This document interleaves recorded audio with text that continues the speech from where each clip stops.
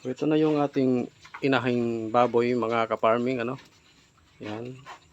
So bali update nga tayo no sa kanyang kondisyon ngayon. Ayan, so ngayon ay tanghaling tapat at medyo makulimlim. Ayan, basa yung palibot natin. So yun nga no, ito na siya ngayon yung ating inahin. Medyo lumaki na siya no, kasi nung nakaraang video natin last, yung ginamot natin yung kanyang paa ay hindi pa siya ganun kalaki, hindi katulad ngayon. So mamaya i-calculate ko yung ano niya, yung kanyang laki ano. Ayan, so pinakain ko siya ngayon ng saging. So meron lang akong meron akong napansin dito sa kanya mga ka-farming no, na sa edad niya na magsi 6 months na siya ngayong 12 October 12. So bali meron akong napansin sa mga nakaraang araw na ano na siya mga ka-farming, nagpapakita na siya ng landi. Ayan no. So kung nakikita nyo yung kanyang bulba ang tawag dyan, kanyang ari ay namumula na. Ayan no. Yan, tsaka meron diyang ano liquid no na tumatagas. Yan, so unang nakaraang araw, mga pangatlong araw na ngayon. Nung unang araw na napansin ko yan, first day ay namumula siya no. Yung kanyang ari dyan, namumula siya. Tapos tinignan ko at wala namang tumutulong ano, liquid no. So ano lang siya, dry lang siya, pero namumula siya mga ka-farming no. So base doon sa research natin ay ano siya, papuntang ano siya, landi. So second day naman niya ay mas pumupula yung kanyang mas naging pinkish o yung kanyang ari mga ka-farming no. At saka wala pa ring likidong lumalabas. So kahapon, kasi ngayon pang-apat na, so kahapon nagsimula yung pamamaga talaga, lumaki na yung kanyang ari at yun no, may lumalabas na likido doon sa kanyang ari. At saka ngayon meron pa rin no. Yun. So possible talaga na naglandi ito. Ayan, pero so ano muna natin, hindi na muna natin siya pakastahan kasi nga medyo hindi pa niya abot yung tamang buwan. At saka yung timbang medyo siguro nasa mga ano to, mga 100 or 90 pa lang kilos yung ating inahin ano. Ayan, so patuloy ko pa rin siyang inoobserbahan mga ka-farming, pero yung kanyang paa ayan, maayos na.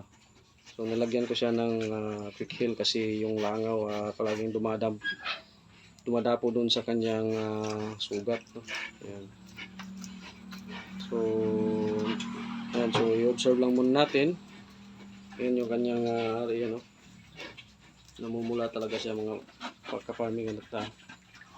Ayan, so bali ayan, so siguro mas maganda na nasa tamang edad talaga siya no, at tamang timbang para mas maganda yung kanyang pagbubuntis dito. At meron pa rin akong ipapakita sa inyo mga ka-farming, kasi dalawang ano natin dyan, dalawang kwarto ng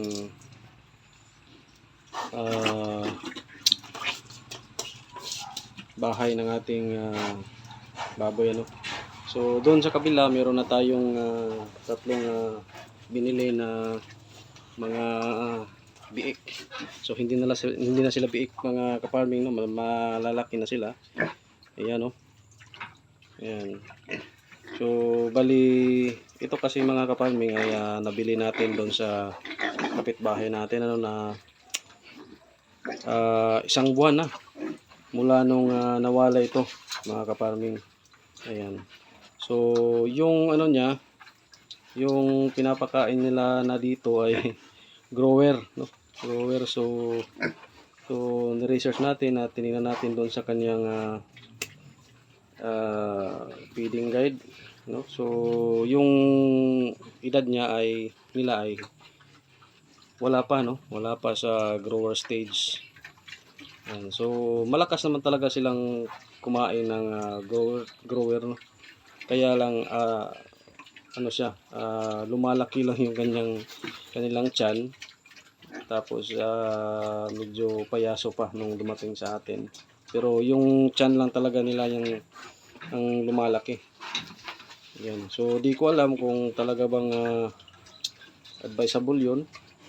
So hindi ko rin natanong kung napakain na nila ng starter. So bininta kasi nila kasi sabi medyo alangan nila daw sa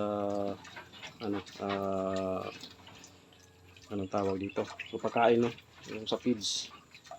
So yun, so yung pagbili ko naman dito ay talagang tinimbang na kasi parang ano na sila yung katawan nila ay parang pang ano na, pang litsonin. So ito yung medyo malaki sa kanila. Yan, babae po to, no? So tumitimbang siya ng 25 kilos mga kaparming, no? Tapos yung dalawa 21 kasi magkakapareho lang sila ng laki. Ayan. So nung dinala ko dito, talagang grower yung pinapakain nila. At so na desisyonan na ibalik muna sila sa starter, ano? Kasi nung sinubukan ko silang pakainin ng grower, yung kanilang tiyan ay talagang lumulubo, tsaka parang sila, matagal pumupa. So parang parang buntis, no? Ayan. So hindi naman sila nagtatae. So maayos naman yung kanilang dumi, no? Kaya sinubukan kong bumili ng nagtatanong din ako, no, kung anong maganda. So ayun. So sinabi doon sa Agribit na store na pinagbilhan ko ng feeds ay mas magandang siya, ibalik muna, no, kahit man lang isang sako lang, no, isang sako o dalawang sako yung kanilang makain. So nasa na sila ngayon, isang buwan at mga 5 araw ata. So tapos dito sa atin ay mga pa lang, wala pang 1 week, nabili natin. So September 29 kasi itong dumating, tapos gabi siyang dumating dito. Yan. So medyo maayos naman yung kanilang katawan, kaya napagdesisyonan kong ibalik muna sila sa starter, no. Ayan. So sa mga may alam na, no? So disclaimer lang, hindi po tayo yung tawag dito, hindi tayo kabisado sa mga ganitong gawain, no? So nagtatanong rin tayo.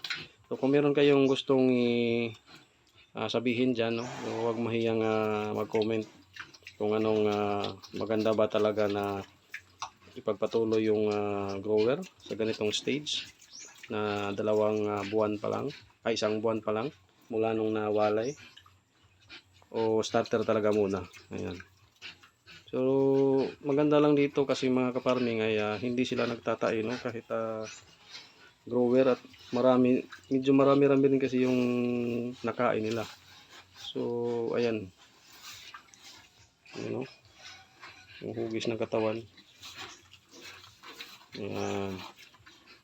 So yan lang muna mga kaparming, no, kasi yung ating inahin dito ay wala pa, medyo matagal-tagal pa talaga yan.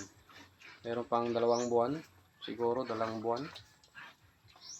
Kasi mag 6 months na siya, so pwede sa ika-7 buwan niya siguro, no? Sana mag-success tayo dyan. So ayan, tulog na, busog na. So hindi na ubos. Kukunin na lang natin yan, tapos mayang hapon ibigay natin uli. So titimbangan ko kung ilan yan, tapos kasi yung ibinuhos ko kasi dyan ay nasa mga 1.5 kilos, no, sa bawat kain nila. So hindi na ubos, tatanggalin natin yan at i-calculate ko para hindi masayang, kasi katulad niya, no. Ayan. So marami-rami pa.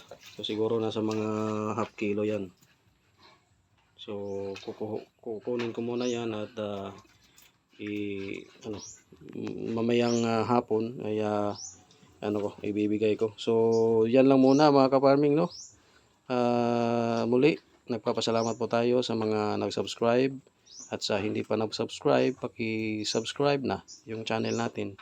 At huwag nang kalimutang i-hit yung bell button dyan para at least ma-update kayo sa mga bago nating video content na ilalabas dito patungkol sa ating mga alagang baboy.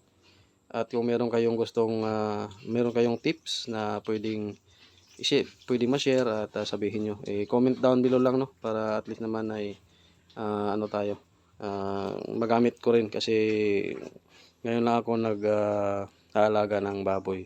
So tinatansya ko pa at pinag-aralan ko pa talaga kung ano mga bagay-bagay na pwedeng gawin. Ayan, oh. So ayan, tulog na. So kukunin ko yon at yun, ipapakain natin mamayang hapon. So hanggang dito na lang muna tayo mga ka-farming. At yun nga, no, pa-subscribe na at pa-like yung ating channel at pa-share na rin para sa mga kaibigan natin na baguhan pa lang. So okay, bye muna.